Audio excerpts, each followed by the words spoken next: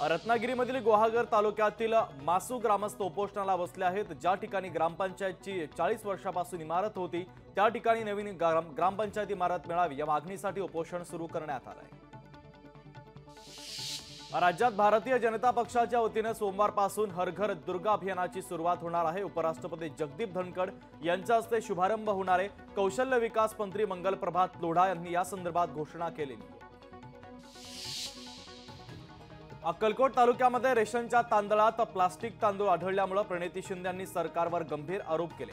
बाडेवाड आदेवाडी गावच्या रेशन माध्यमातून प्लास्टिकचे तांदूळ वाटप होत असल्याचा आरोप खासदार प्रणिती शिंदे यांनी पत्रकार परिषद घेत केलेला आहे। रत्नागिरीमध्ये काँग्रेस विधानसभेच्या जागेसाठी आग्रही असल्याचं दिसतंय। रत्नागिरी, राजापूर आणि चिपळूण विधानसभेची काँग्रेसने मागणी केली आहे। त्यामुळे रत्नागिरीवरून महाविकास आघाडीमध्ये रस्सीखेच पाहायला मिळते आहे। देवेंद्र फडणवीसांसाठी अमृता फडणवीस मैदानात उतरल्या। अमृता फडणवीसांनी मतदारसंघ जनसंपर्क दौरा वाढवलाय। दक्षिण पश्चिम मतदारसंघातील विविध कार्यक्रमांना त्या आता भेटीगाठी देत आहेत। शरद पवारांचा अहमदनगरचा दौरा सध्या सुरू आहे। श्रीगोंदा कर्जत रस्त्यावर ठिकठिकाणी जेसीबीच्या सहाय्याने फुलांची उधळण करत शरद पवार यांचं स्वागत केलं जात आहे। अनेक नागरिक स्वागतासाठी रस्त्यावर देखील उभे होते। सिल्लोडमध्ये पालकमंत्री अब्दुल सत्तारांच्या हस्ते मोफत आनंदाचा शिधा वाटप सुरू करण्यात आला। या उपक्रमाचं सर्व स्तरातून आता स्वागत होत आहे। शिधापत्रिका धारकांनी मंत्री अब्दुल सत्तार यांचे आभार मानले आहेत। कागद महागल्यामुळे यंदापासून 10वी 12वी परीक्षा शुल्कामध्ये 12% वाढ झाली। 10वीचे परीक्षा शुल्क 420 ऐवजी 470 तर 12वीचे परीक्षा शुल्क 440 वरून 490 रुपये करण्यात आलेले आहे। धारावी बचाव आंदोलनाचे कार्यकर्ते संजय राऊतांनी भेट घेतली तर बाबूराव माने यांनी संजय राऊतांची भांडूप येथे भेट घेतली। धारावीची जागा शिवसेनेला घ्या अशी मागणी संजय राऊत यांच्याकडे करण्यात आलेली आहे। आत्मनिर्भर युवती अभियानाच्या अंतर्गत शहादा पोलीस स्टेशनला महाविद्यालयातील विद्यार्थिनींनी भेट दिली। या सायबर गुन्ह्यांच्या संदर्भात तसंच सोशल मीडियाच्या वापराची माहिती पोलीस निरीक्षक राजन मोरे यांनी विद्यार्थिनींना दिलेली आहे। रत्नागिरी सीआरझेड मधील अवैध बांधकामांवर आता कारवाई केली जाणार आहे। 2019 मध्ये केंद्र सरकारचे परिपत्रक मुंबई उच्च न्यायालयाच्या वतीने रद्द करण्यात आलं। सीआरझेड क्षेत्रामध्ये बांधकाम केल्यानंतर पर्यावरणीय परवानगी देण्याची तरतूद कायद्यात नाहीये। अत्यंत हलाखीची परिस्थिती असलेल्या भूमिहीन शेतमजुराचा मुलगा तलाठी झाल्यानंतर गावात घोड्यावर बसून त्याची मिरवणूक काढण्यात आली। हॉटेलमध्ये काम करून हा तरुण कुटुंबाचा उदरनिर्वाह करत होता। तो आता तलाठी झालेला आहे। दौंडमध्ये भीमा साखर कारखान्याच्या बैठकीमध्ये गोंधळ उडाल्याचं समोर आलं। सभेतील विषयांच्या मंजुरीला काही सभासदांचा विरोध होता।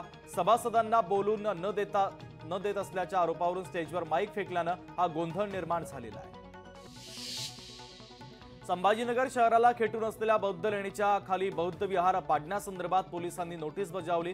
त्यामुळे बौद्ध समाज आक्रमक झाला असून पोलीस आयुक्त कार्यालयामध्ये ठिय्या आंदोलन करण्यात आलंय।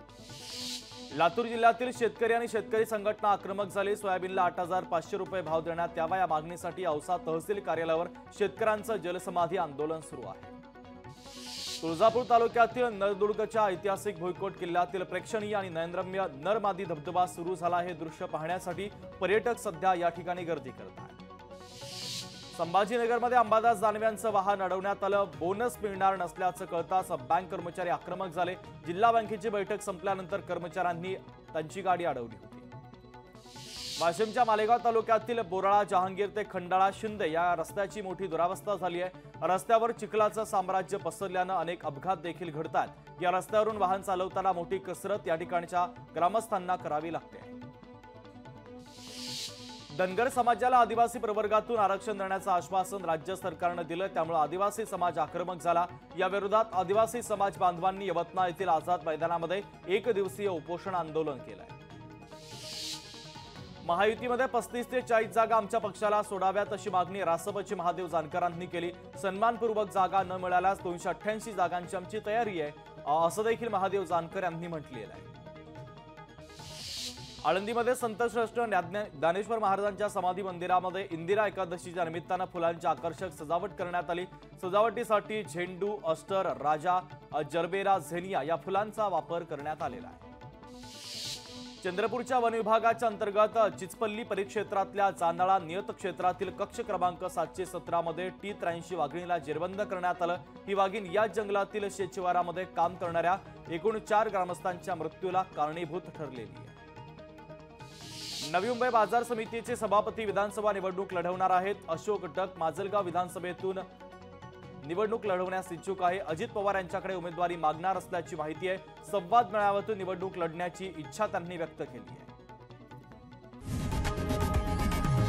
लोकशाही मराठी ऐका, पहा, जागरूक रहा।